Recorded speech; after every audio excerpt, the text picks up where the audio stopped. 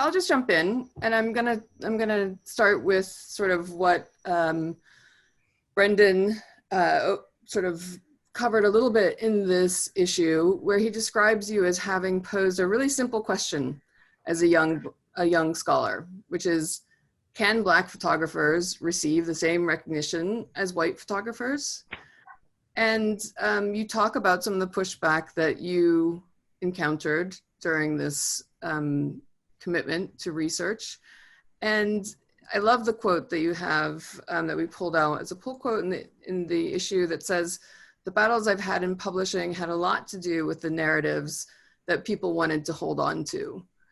And I wondered if you could talk about what those narratives were, your own experiences as an author or a photographer, and also working with other Black photographers who have had difficulty getting their work published, and how you have overcome those.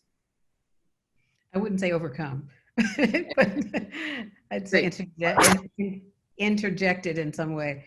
But I'd like to say thank you to Del Pierre and to Photo Review and to Aperture, and to you, Lesley, for this opportunity to have a conversation, and to the entire audience worldwide who's there for us. It's a weird history, and to think about publishing, I've met a number of photographers over the years, photographers working in the 70s and 80s, as today, still trying to publish their works. And the difficulty is that publishers believe that, many publishers believe that Black books don't sell. And I challenge that all the time, because every time I have an opportunity to go to a bookstore to talk about my work with other photographers, there are lines of people who are holding on to books that they found, excited about the experiences, and this is a diverse audience of people who want to know more. But publishers, many of them, believe that narrative, which started back in the beginning of publishing, that Black people did not have an interesting story to tell, and they couldn't imagine people wanting to publish. But the publishers who opened up the doors for Black writers and photographers, they challenged that narrative, and it was really great to have that experience. With my own beginning, it started with Garland Publishing, and it happened to be an editor who worked there, his name, Richard Newman, who was, I call him my publishing angel, because he called me up and asked, and I was just out of graduate school, and he called and asked if I would, my third week on the job, and he called and asked if I'd like to do a book on Black photographers. And he didn't know me, I didn't know him, and I told him I had an undergraduate paper, a research paper on Black photographers, and if I could share it with him, it'd be fantastic if there's that opportunity to, that's it. And he read it, and he said, expand on whatever you'd like, but let's make it a biobibliography so it can be a resource as you started. And working at the Schomburg Center for Research in Black Culture there, which is part of the New York Public Library, I was able to find a number of the photographers' works within the collection. And so I identified the photographers and made new categories for cataloging based on the photographers' interests and the subjects and the photographers' names. I mean, it does seem like this is still a great resource of archives that have yet to be tapped, yes. Right? I mean, there's so much, I think, that you point to, and I hope, I know that our issue, we could only fit so much in 28 pages, but there are so many other photo books that, but that Black artists created for themselves or were mass published, that I really do hope that we'll be seeing more. Mm-hmm. That's what's wonderful to see this issue, because the range of voices that you have, not only the vision of the Black photographers, but you have the range of voices of people we have, you know, experiencing and reflecting on the works. And that's what's so fantastic. When you invited me to be a part of this publication and this experience, I was excited because I wanted to consider the work of the African diaspora. I wanted to show the works of the books that were published by photographers living in South Africa. I was in Joburg a few years ago and I met a number of photographers. And I was in Joburg in 2002 and met photographers, and just to see that experience, you know, coming together was really important. Well, I mean, now you were very adamant that because of course in my editorial role, I'm like, let's contain it, but you were really clear that you wanted to include not just African American, that it was important to address the global diaspora. Tell us a little bit more about why you feel that way. Why is that important to you? Because I think we are all connected. Our stories are connected, as we can see today when we think about social protests. We can compare the civil rights movement to the anti-apartheid movement. We see the same narrative. You see anti-colonial protests to the experiences that's going on in London. And we can go through the experience of what's happening in Paris to Senegal. We can, through that experience, we see this interconnection of our voices that are shared, they're shared experiences. But when I think also the sense of memory that we have as a collective of voices, that it's a personal, but it's also a public memory that's part of many histories. And so I think that that's something that I thought was really important to connect to as we looked at the works. I think, you know, excited to see fashion and excited to see color, and the energy of these voices were central for me. And I think it synthesized and what I wanted to imagine in this issue. Yeah, I mean, it was such a discovery for me, and I hope for the readers. And as you read through, there are these such interesting points of interconnection that you begin to see weaving through. I mean, this annotated bibliography is arranged kind of chronologically, but from Ernst Cole, House of Bondage, all the way through, these themes just return and connect in interesting ways. So I was interested when we started creating the initial bibliography that a lot of the books, and especially from the 80s, the 90s, that there tends to be more catalogs, right? Like more books sort of about an artist rather than maybe what we consider by an artist. And obviously that has to do with what you spoke to about this narrative of like, oh, you know, books by Black artists won't sell, or whatever the biases are that prevented publishers. And I should, you know, fully confess, Aperture included until very recently did not publish this amazing work of photographers from the 50s, 60s, 70s. But there are a lot of really interesting sort of artist books or self-published collective efforts to publish you know, Black community's own work. And I wonder if you could speak to some of those. I mean, do you think that that's an area that also could yield and is worth further attention, calling out to future scholars? Yes, when we think about the Black Photographers Annual, that's, you know, when I was interviewed by Brendan, I had not thought about some of the things that the questions that he raised, but one, when he's asked what's the first photo book I purchased, you know, I could say it was the Harlem on My Mind exhibition catalog and the Black Photographers Annual, where Black photographers, and specifically Joe Crawford, put his own money into the bank to create. I remember, I think it was Dime Savings Bank that he work with in terms of a loan for it. Um, it was really important to think about Joe Crawford and his contributions to, and I didn't know him at that time. I was an undergraduate student, but I met him years later. And he shared with me many stories. But the Black photographers, there was creating work, you know, like in Chicago, in DC, and in LA.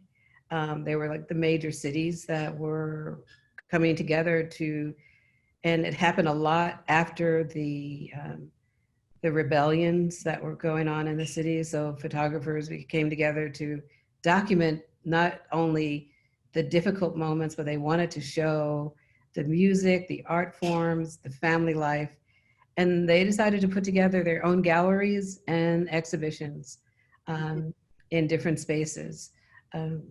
It's really important to think of Roland Charles, who unfortunately passed away, but he had a gallery called the Black Gallery, which is now, the collection is at Northridge in UC Northridge, which has a number of the Black photographers' collections from that Black Gallery.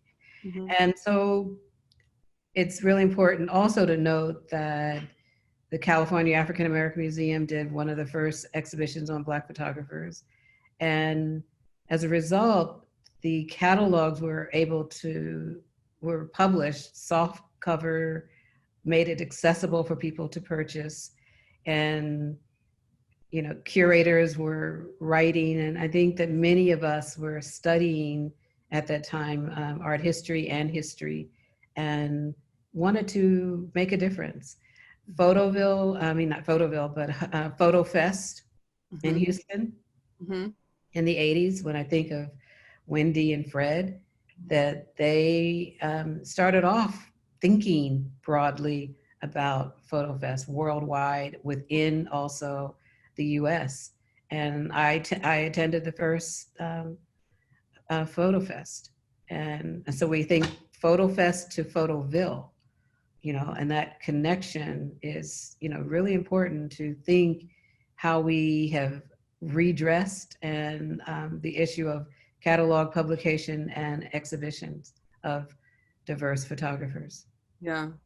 I also felt, just looking, I was at the Whitney for the Kamoinge exhibition, which was a collective based in Harlem of photographers who came together to support one another and share work, and still exists. And there were some really great, like an artist book by Tony Barboza that had portraits of each of the members and then individual images.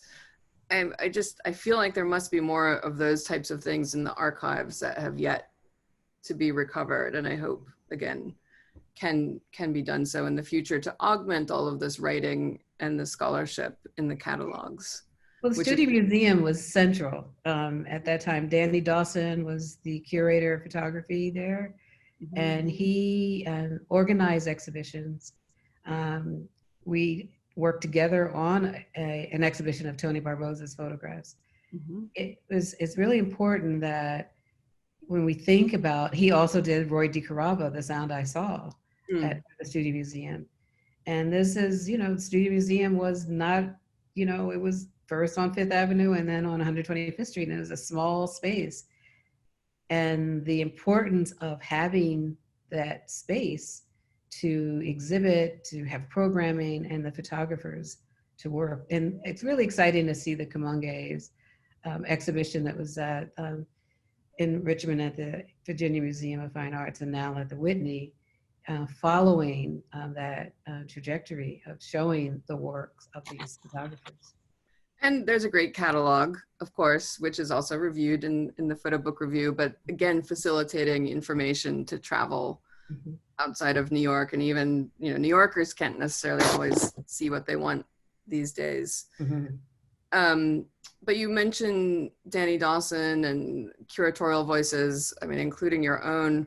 One of the other things that I hope this issue does is just to also map some of the, not just the unsung photo book gems, but also the scholars, this new generation of scholars who have dedicated themselves to this area and are doing the scholarship and writing these histories that have been previously unwritten.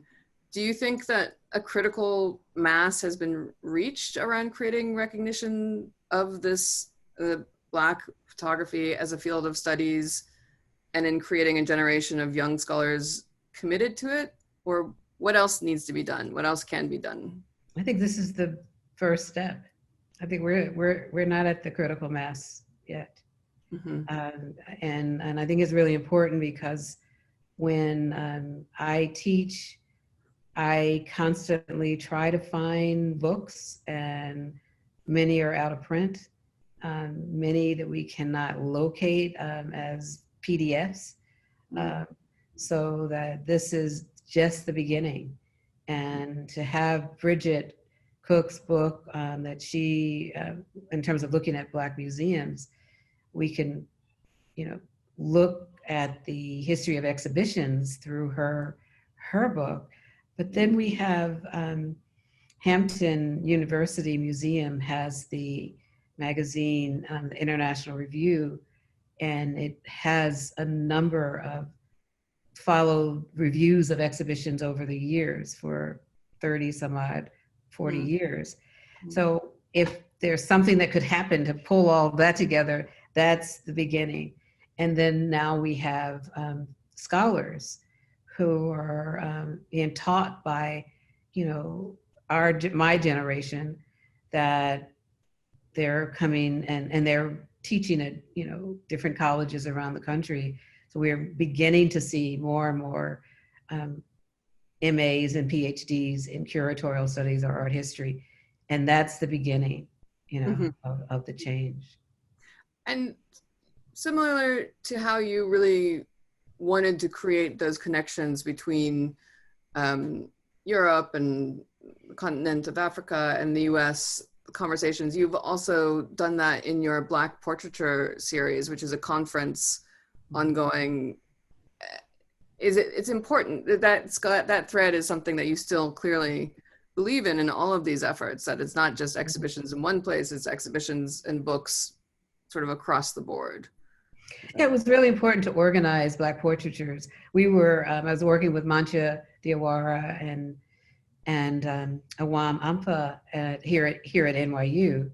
And when we were coming up with the name of it, because we wanted to start it in Paris, we wanted to think about where we could have a conversation about images and people could come together. It was in January, 2013. And, Paris, cold, first snowstorm, but there were over 500 people in attendance. We received, I would say, over 400 proposals. And so we knew that this was right in terms of timing. We knew that there were so many voices that wanted to be at the table. And so we had panels that were 5 to 6, 7 people, and it was bizarre, but it was important at the same time. And we had venues where police had to stand outside and would not let people attend because it was so crowded. So we knew that we were on the right point because no one's has opportunities to have these conversations. We're not having the conversations about image and reception of images. And we'd like to have the conversations to people in government, people on the police force, and people in the classroom, so that people could just begin to think and question why these difficulties that we have with identities are formed. And the range of papers were really amazing. We had pornography, from one end where people said porno panel to, to people who wanted to talk about collecting images of women, from the 19th century. So the range of topics, from social history to music, it was just, I still feel the joy and excitement of attending. And then we moved to Italy, to Florence, and to South Africa, and then back and forth to New York and Cambridge. And this year it's going to be in Toronto. The next one is going to be in 21 in Toronto. I just think of all of those ideas being generated for great books. That's Yes, I just know. my own brain. I've But saved all of the program books because I'd love to see. I've tried to publish it. Inca published one issue, that the first after Paris, that had a range of images and also writings and essays.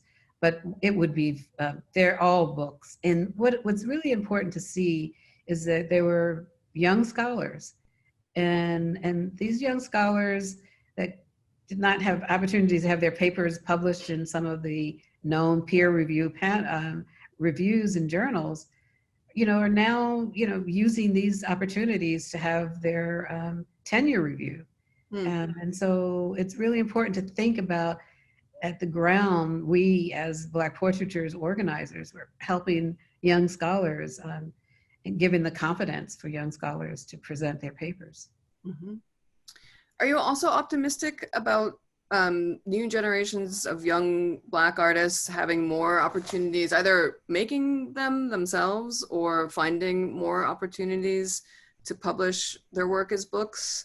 And that's one part. And then the second part is, I often wonder, but maybe the digital space is enough for some of the artists in the way that they're making work today. Maybe that's just more inviting and makes more sense to artists. So 2 parts. Is there more? Are you excited about young Black artists making books more and more?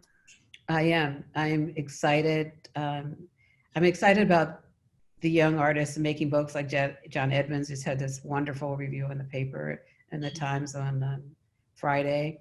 His work is at the Brooklyn Museum. Just to see Dina Lawson's work, that's about to explode again, and again and again. And I think, another publication, of course we need it, because when we think of LaToya Ruby Frazier, who's not only working in the, making a difference in social justice in the environment, but the stories that she's talking about and presenting are about families that have been had to, I guess I would say, migrated, had to move out of Flint to other places so that they could survive. And these books are needed. These books are necessary. When I think of LaToya Ruby Frazier, I think of Teenie Harris, Charles Teenie Harris in Pittsburgh. They're both from that area and photograph the same kinds of moments of injustices, but also family and the strong tie. So if we can see finally that Charles Teenie Harris's photographs are at the Carnegie, and it's cataloged and it's accessible, and then we want to hold on to it. I just want to move into some of these books and continue. So I think publishing is still central to many of these photographers. And the photographers that I'm meeting, I met a new photographer who just won an award through Leica, Eva Woolridge, and she, she's questioning the body. Many of women, when we go to the doctor will say, oh, it's the size of a grapefruit, whatever tumor, whatever it is. And then, so you're imagining the size of a grapefruit or a prune or a peach, but why the fruit, and having that question of a photographer who's also making work and reimagining what it means to be diagnosed with something and then connected to a fruit and the size of it. So questioning, that's something that's really kind of moving forward, that I think is also a way that I'm seeing young photographers are constantly challenging, and, even the medical field, And is there a book of that work coming out? Well, she's young and she wants to make a book of it. She's online and she's making a difference of just because she won the Leica award, and that's really important. And I think that's another venue for young photographers. are these opportunities, these juried shows and juried, not only shows, but juried competitions where they can actually show the work and their portfolios reviewed by different people. And I review a lot. I know Mary Virginia Swanson, she reviews often, and we see the work. I met Joshua Redmond. I mean, I'm just, names are coming because of Swanee, and So yeah, it's because of that. Your advice then to young photographers who are seeking to get their work out into the world in book form in particular is to don't be shy about seeking out portfolio reviews. I would also add dummy prizes, Right. Do you have this is a question that Brendan had asked also in the interview, but I'll ask it again. What can publishers do to better support Black artists who wish to publish? I really think it's important that I think Instagram is central to, just looking to see who's putting up work and showing work, and having curators and writers also use that platform to look at work and to see what stories are presented. That the opportunity for the publishers to see work in online, and then to see work that's being presented. That's why I love and miss Barry Photo. To walk through the aisles and to be encouraged by the work, and that's important. Last year, Catherine Wagner had her work and her new work in her new book, and to see what she's going into the archive and making work. So I think that the experience is that not only young photographers, but the older photographers like myself, of just having that opportunity. I'm doing work I'm excited about. I'm working with Paul Farber with the Monument Lab on a project on staying power in Philadelphia, photographing in Philadelphia. Those opportunities that I think is really important, and that publishers need to continue to look in different ways to find the new voices. Yeah, no, I mean, I think that is the interesting dialogue between the digital and the analog, not just in where you find work, but then also how you get it out, how you get it to audiences who might. One of the things that happens with someone say, oh, we'll print 5,000 copies, 500 copies, and then it's out of print, for a catalog or something, like, because of being conservative about who's going to read it, who's going to buy it. And I think that it's okay if you print 500, but just be prepared to print another 500. Exactly. So if you want to be conservative, just be able to have that plates and all of the things ready. I don't know if they're plates anymore, but having they throw them away pretty quickly. Yeah. One of the other areas that certainly you've mentioned about how the publication of Black experiences and testimonies in magazines has been important to you personally, it's important to just showing a history of Black communities. And I was really glad that we could have Theaster Gates talk about the Black Image Corporation, which mines Jet, Ebony, and Hugh, and some of the photographers who photographed for them. I wonder if you could speak to the role that those types of Black-owned produced magazines have played in developing a visual language or a shared visual literacy around African-American culture and history. That's what we had.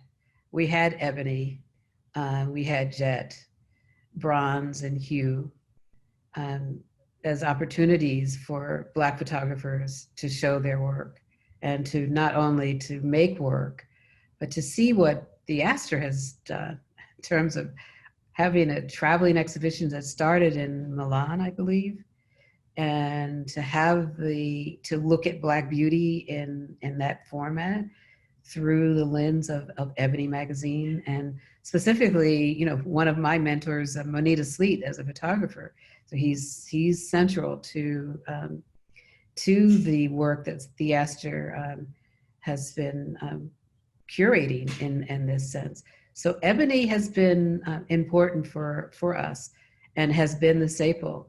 I am excited that when I go back to think about my own experience of having Ebony magazine and Life magazine, the two magazines, you know, in my household, that helped shape my visual literacy, and to know that I could look at Ebony magazine and see the work of the photographers, and not only the color that was presented, because we were always battling with other magazines that printed Black skin in a different way that we could see that Ebony could print Black skin, you know, and the range of Black skin, and we'd see the ways that Black people were presented in other magazine. I'm not going to say mainstream, because Ebony was a mainstream magazine, you know. So we think about how other magazines printed Black skin, and it was really important to think about the range of how sensitive John Johnson and Eunice Johnson came to the presentation and representation of Black skin, and that's really important to consider in this way. Yeah. I do know, I think this is the last question I'm going to ask you, and then we can turn it over, see if there are questions from the audience. But you talk a lot about beauty and the importance of beauty to your own work in photography, and I don't know, I guess I'm just looking for an uplifting place to end on how you see the role of portraying beauty in photography and in photo books by Black photographers. Well, when I think about as again, we go through the history in my quote memory of where Black beauty was never discussed in magazines and about Black people, and books about Black people. It's always our labored body that was also beautiful, but never, you know, highlighted. And I thought at a time when I was going through cancer, I decided to do a book called Posing Beauty that looked at the range of beauty of Black people, mainly because I questioned the whole aspect of people denying this history, that history had been denied. Carla Williams and I did a book in 2002 called The Black Female Body in Photography, and we ranged the categories in different ways: the noble body, the quote savage body, the modeling body, and just range of images. And we looked at a range of photographers, men and women. We wanted to include a discussion about it. And then moving forward 10 years later with my project, I wanted to just work with the idea of beauty as political, you know, that's as a political act, because the fight that women, Black women, had to experience every day, going to work, getting dressed, to take the bus, and to be insulted in the workspace, that they had to maintain their beauty. They had to maintain that, and photographers documented it. We see through the work of Lou Draper, we see it with Dawu Bay, and we see it with Ming Smith, you know, that was a constant look for the joy and the framing of beauty in this. And I'm really excited to see Anthony Barboza putting a number of images, placing a number of images on Instagram, and just new images that I had not seen of his work, and I thought I knew a lot of his works, and it's really great to see. A lot of excavation still to be done. Thank you so much, Deb. I'm gonna go ahead and ask some of the questions here that I've gotten. And one is, could you expand on a comment you made earlier about new categories for cataloging that you have created? So it's, and just in terms of identifying the works of Black photographers, that you know, when we think about social protests, we can also the areas of the Black Lives Matter protests, to children, to the work of contemporary artists who are using photography, you know, constructing new narratives through photography and other media. So when we think about new media, these categories are changing more and more because of opening a broader discussion about how the Black body is viewed. You know, the piece that's behind me is part of the new book that was published by Aperture. And this is a reconstructed, refigured image by Carrie Mae Weems of a image that was made by photographer Moore. Is slipping my mind now, but it's a sweet potato plantation, and they're planting sweet potatoes. And you know, just to think about the idea of the sweet potato plant, the sweet potato as a food, it was a staple for Black people, and to have this as a central image on the new book, it was really important. So I love showing that. So these are just in terms of how do we reread the histories that have been ignored through foodways, through children, through, you know, Black dolls. And that's what I'm thinking about, the new categories that are seeing it. Yes. Mm-hmm. Thank you. I'm so glad that Joshua Rashad McFadden, that's what, yeah. Thank you, Swanee, for correcting me. I just so many names. And then there is a question from Julian Friedman at Del Pure asking about, do you have any opinions? Do you know about this collection of photo books called Africa in the photo book? Of course, that's the subject of Azu and Ben Kruwinkel's conversation. And they'll be speaking tomorrow morning, I should mention, but thoughts on that collection? Oh, I'm excited to see it, and excited to see the range of opportunities that these images present. And so, yeah, so it's really encouraging. Yeah, I mean, obviously a collection like that encompasses so many different perspectives, negative, positive, from all sorts of creators, but it seems like even those are worthy of the conversation. Mm-hmm. I would think. Well, I think that brings us right in at 12:45. Deb, any last thoughts or comments? Otherwise, I think just looking at some of the panels, here's Anna Douglas about historicizing. She's interested in the bodies of photographs and the experience of, she's researched in the UK and active.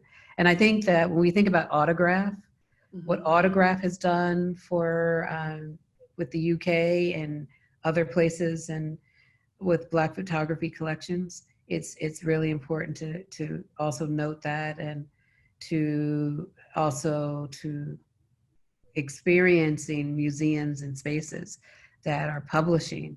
And we have to continue doing that. And that's my focus, is to keep an open mind to these experiences and to find new voices to continue to support them. That's an excellent exhortation to end on. Thank you so much, Deb. Really appreciate it. Thank you to, again, the Del Pure team, Perry Photo, and to everyone who is here listening. Thank you, thank you, thank you.